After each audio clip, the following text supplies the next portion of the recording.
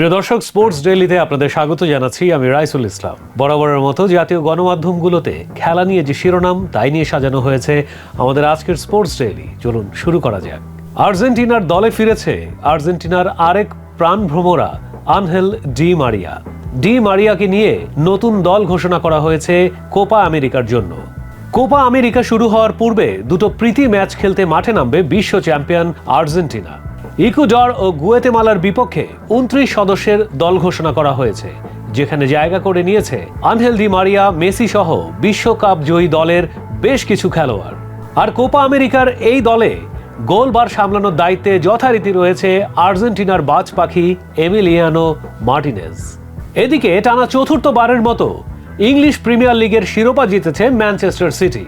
গার্দিওলার হাতের পরশে Manchester city এই মুহূর্তে এক পাগলা ঘোড়া। তাকে না তো কেউ ধরতে পারছে, না কেউ দমাতে পারছে। ঠিক একইভাবে সিটির আরেক প্লেয়ার আর্লিং হল্যান্ড যেন রূপ নিয়েছে এক ইউনিকর্নে। টানা দ্বিতীয়বারের মতো গোল্ডেন বুট জয় করেছে আর্লিং হল্যান্ড।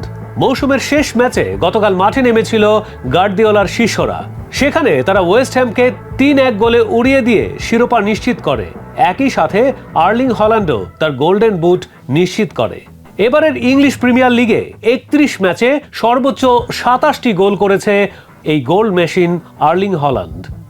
এদিকে বিশ্বকাপ টি-20-র আগে যুক্তরাষ্ট্রের সঙ্গে 3 ম্যাচের টি-20 সিরিজ খেলছে বাংলাদেশ। প্রথম ম্যাচে আজ রাত 9টায় মুখোমুখি হচ্ছে বাংলাদেশ এবং যুক্তরাষ্ট্র। ধারণা করা হচ্ছে দলে খুব একটা বেশি পরিবর্ধন করবে না কোচ হাতুরে সিংহে।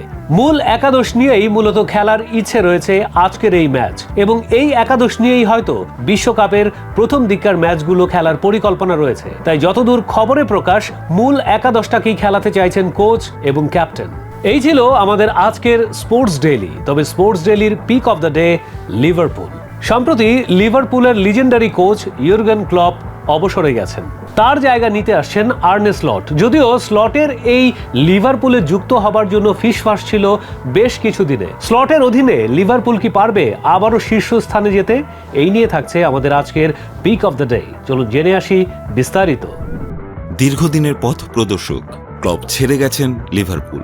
প্রথমে গুঞ্জন, তারপর কানাকানি থেকে জানা যায়নি। লিভারপুল তবু চুপ করেছিল, কিন্তু ততদিনে যিনি আসবেন তিনি নিজেই ব্যাপারটা মুখ ফুটে বলে ফেলেছেন।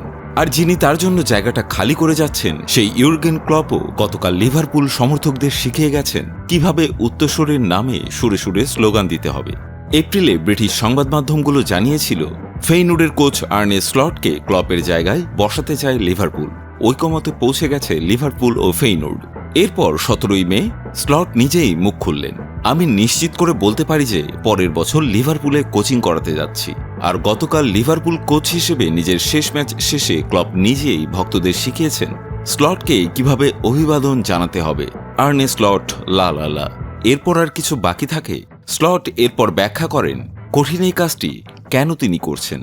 একজন ক্রীড়া ব্যক্তিত্ব হিসেবে প্রিমিয়ার লিগের কোনো দলের প্রধান কোচ হতে পারা, বিশ্বের সবচেয়ে বড় ক্লাবগুলোর একটিতে যেতে পারা, এটা এড়ানো কঠিন। তবে স্লট যে লিভারপুলের কোচ হচ্ছেন এটা অনেকটা আগেই ঠিক করা হয়েছিল। আলোচনা অনেকটাই এগিয়ে নেয়ার পর স্লট নিজেই সে ইঙ্গিত দিয়েছিলেন। আর গত পরশু রাতে তো লিভারপুলের বিদায়ী কোচ ক্লপও সমর্থকদের উদ্দেশ্যে স্লটের নামটি বলে গেছেন। স্লটের সঙ্গে লিভারপুল কত বছরের চুক্তি করেছে সেটা এখনো জানা যায়নি। তবে ব্রিটিশ সংবাদ মাধ্যমের খবর অনুযায়ী চুক্তিটা 3 বছরের।